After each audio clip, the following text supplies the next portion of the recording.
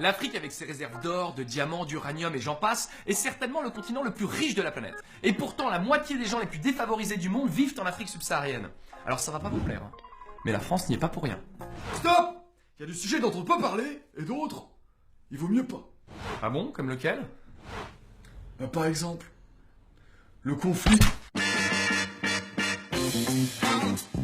La barbe!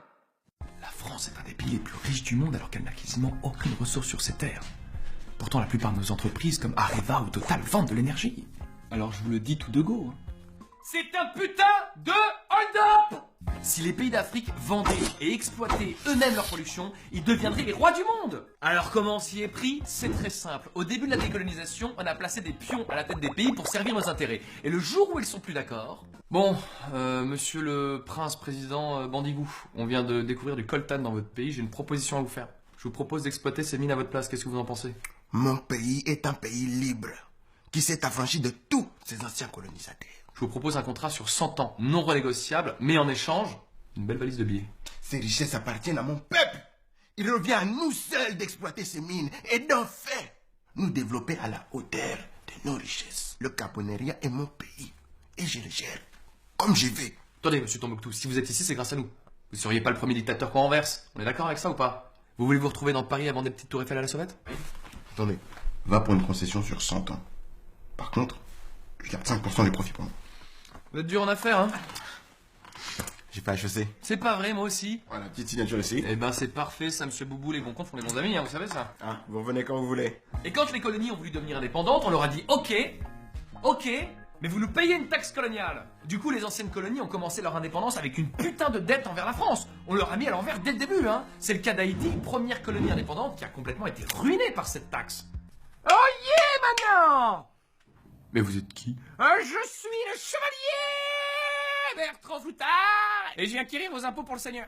Mes impôts. Eh oui, Gredin, vous me devez la dîme, le sens et la gabelle. Vous êtes complètement timbré, on n'est plus au Moyen-Âge. Ne dites pas de sottises, ville canaille, ou je vous transperce.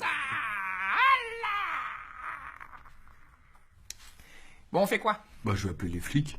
Et comme si ça suffisait pas, on contrôle aussi leur monnaie, le franc CFA qui est entièrement imprimé en France et qui à la base signifiait franc des colonies françaises d'Afrique. C'est de bon goût les mecs, c'est de bon goût. Bon alors qu'est-ce que je peux faire pour vous? En fait, voilà, on aimerait sortir du franc CFA. Je comprends pas. On aimerait avoir notre propre monnaie, pas la Banque de France, quoi. Mais ça d'accord, mais pourquoi? Pour nous développer, pour construire des usines, pour avoir des infrastructures, connaître la croissance, quoi. Je vous dis, vous avez pas besoin de vous développer, vous avez le soleil. Eh, c'est quand même bien le soleil. Écoute-moi non? bien, il est où mon argent? Tu vas me rendre mon argent tout de suite. Tu veux que je te gifle?